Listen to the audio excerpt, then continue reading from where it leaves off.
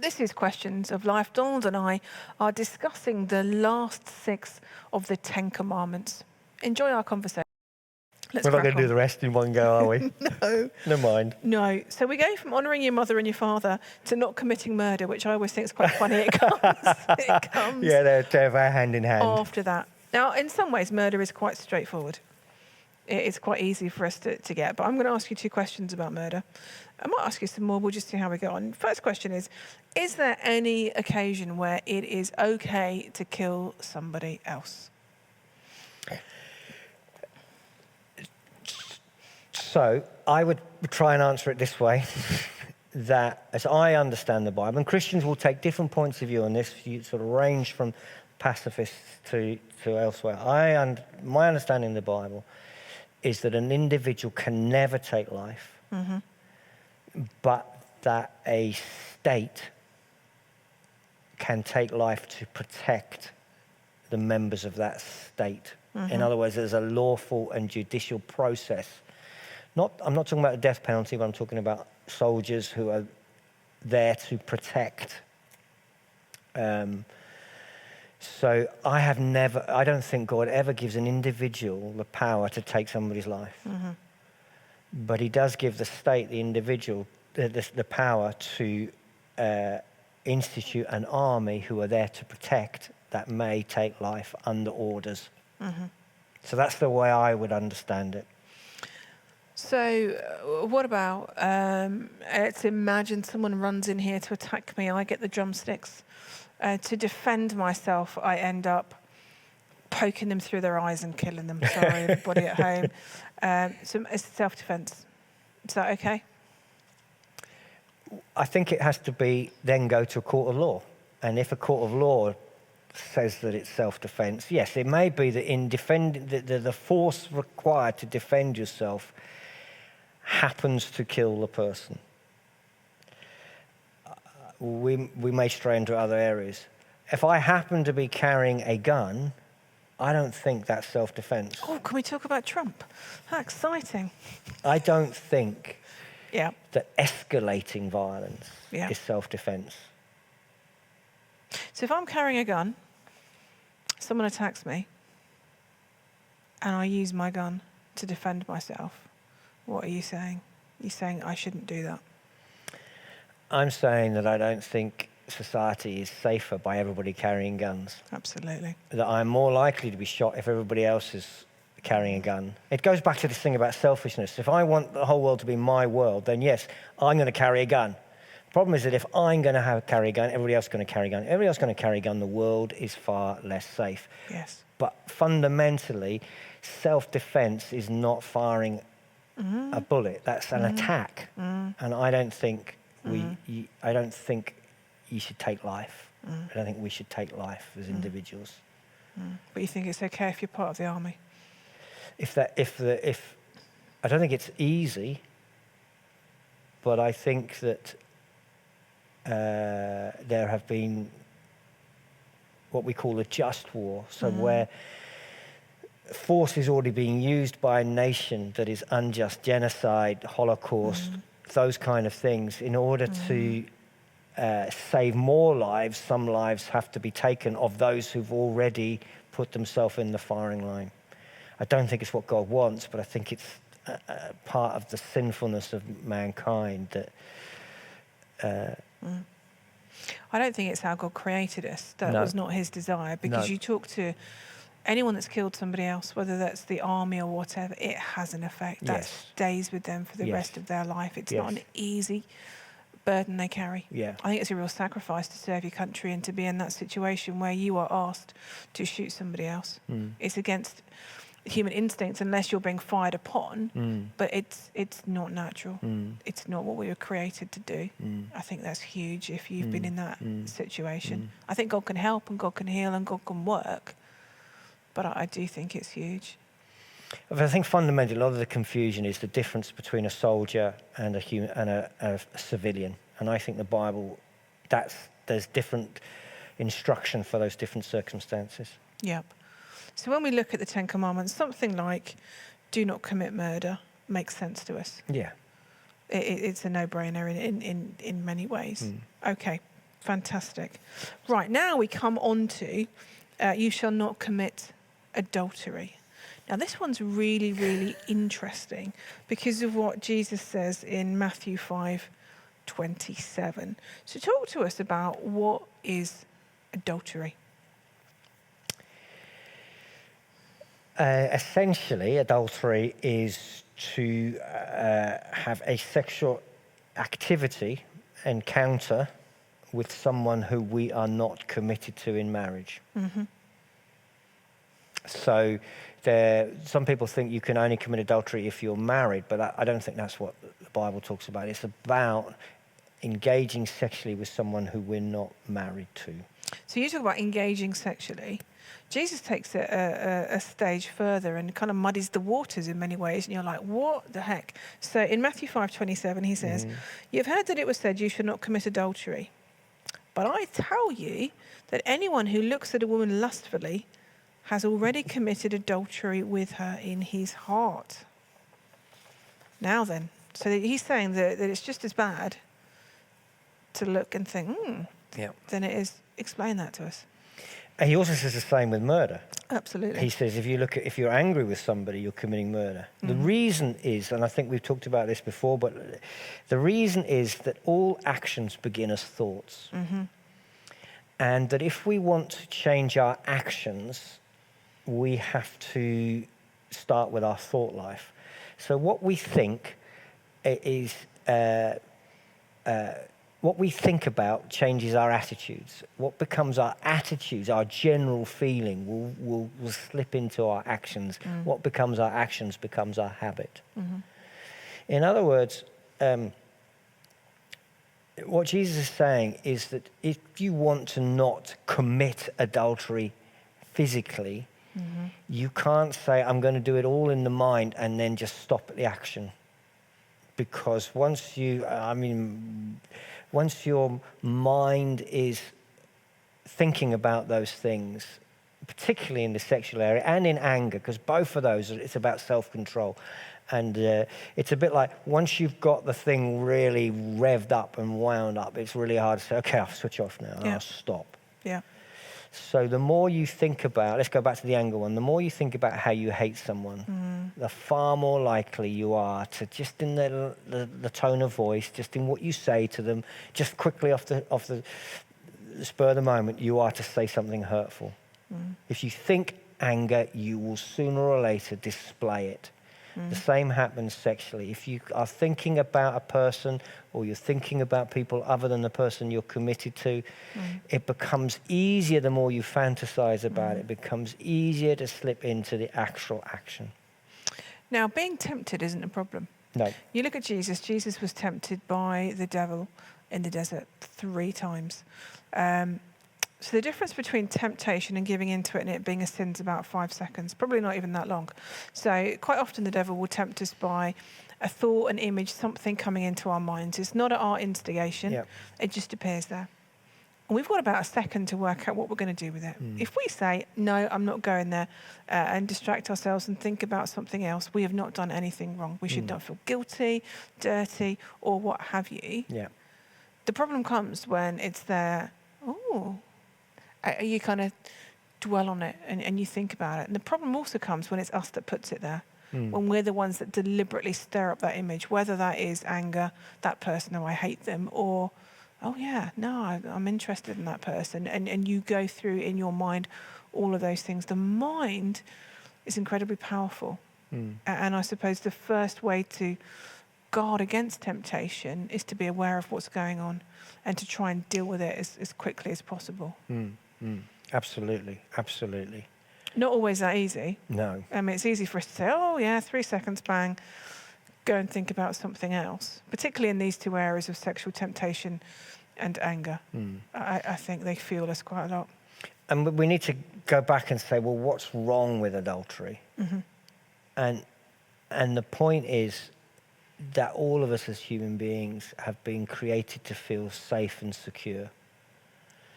And when another person uses us for their own sexual gratification and moves on to somebody else, it affects the very core of our being, and it hurts us and damages us. So we talked about this before, and we talked about sex before, I think, that it's trying to say that we need to protect each other from that kind of hurt. But I suspect there are many in our society today that don't see or acknowledge that they're hurt in that way. I'm always amused. I know you've never watched Love Island. When I used to watch Love Island, they'd be sharing a bed together for ages. They'd be doing bits under the covers and stuff. That's what they called it. We won't elaborate on that. And it wasn't until they'd done a load of stuff and they'd been sleeping in the same bed for ages that they'd begin to think about asking each other to be their boyfriend or their girlfriend. And you're just like, the world has changed. The world has just gone completely mad. You have done all of this physical stuff. And now you're thinking, oh, do I want them to be my boyfriend? And it's a really big deal. Oh, you've become my boyfriend. It's all the wrong way around. There's no commitment. It's let's have a little bit of fun and then we'll decide. And I think that's true for many of the younger generations today. Well, not just the younger generations, but this world that we live in. I want to be free. I want to express myself. And they think they're having the time of their lives. And yet you want to ask the question, do you feel loved? Do you feel valued? Do you feel secure? You know, if you were to give yourself marks out of 10, what's your self-esteem like? Because I think for many of them it wouldn't be that great. And they're trying to get their self-esteem, they're trying to get their confidence in all of the wrong ways. And so it's deeply sad. I haven't watched Love Island. Really? But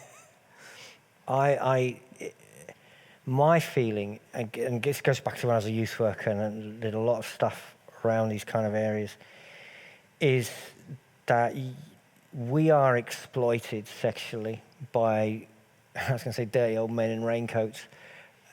There are people who think, let's take Love Island, for example. I think there are people who think this is what sells. Yeah. And so you get young people who think this is how I need to behave in order to feel valued. Absolutely. And I think it's all a big illusion. So there's loads of young people thinking, I ought to feel good about this because I've seen it in the magazines, I've seen it on TV, I've seen it on social media, and everybody else is doing this, and they're all happy, and I'm not. So there's something wrong with me. The reality is nobody's happy except a few dirty old men who are making a lot of money out of everybody watching this stuff. A few advertisers, a few people who sell soft porn or whatever it is. They make a lot of money because they tap into our base instincts and our natural desire for sexuality, which is a human thing. And the big myth, and I used to have this a lot when I was in youth work, is if you've got a young person on their own, nobody is enjoying their sexual experience. And everybody's telling everybody else it's fun. And everybody's and it's a huge, big lie. Yeah. And I suspect that if you look closely at the faces of these folks in Love Island and think, do they look peaceful people? Do they look happy?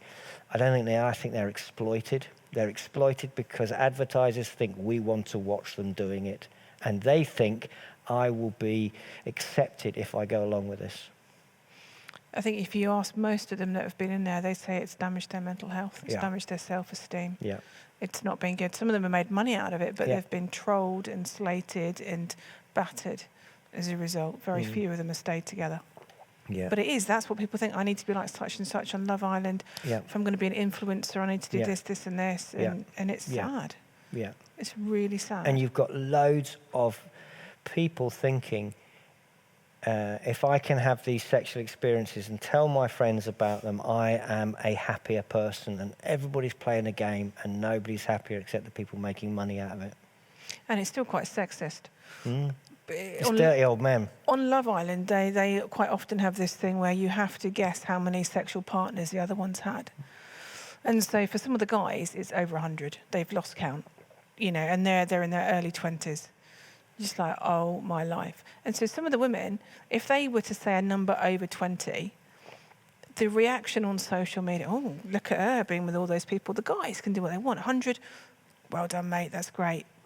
But for the women, it's just all wrong. Everybody's judged, everybody's criticised, nobody is happy. There's no security. We go back to the whole thing of love. This is not love. This is not what love looks like. Love brings security and trust And there's none of that in any of this, which is why God says don't do it. I want you to be in relationships that are monogamous. I want you to be in relationships where you honour each other, where you love each other, where you put the other one first, where you enjoy each other, but in the right context, in the right way with security. Yeah.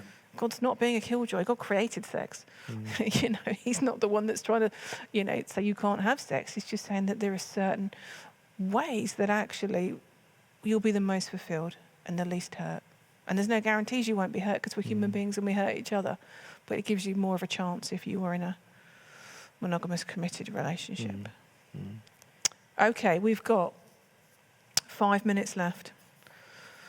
Do you want to crack through stealing, lying and coveting? On the whole, stealing's okay. No, we understand stealing. Stealing is not okay. I take that back. We think we understand. We think we understand it, but there are ways, perhaps, where we are playing the system and where we do steal. But it's not your conventional thing. I've got a confession. I was thinking about this earlier. I used to work for an organisation, let's say, and you had to, you're looking at me really scared now, you had to key in and out when you started the day. So you were on flexi time. You'd key in the morning, you'd key out for your lunch, you'd key back in at the end of lunch, and then you'd key in at the end of the day. And you could work up so many hours and you'd have that as flexi time off, which was fantastic. So I found a way to beat the system. I wasn't a Christian at the time. I would, at lunchtimes, I would put my little key fob in at about 11:45. That's when you could first have your lunch. I would then put it back in at 12:30, so the machine thought I'd had lunch. I didn't.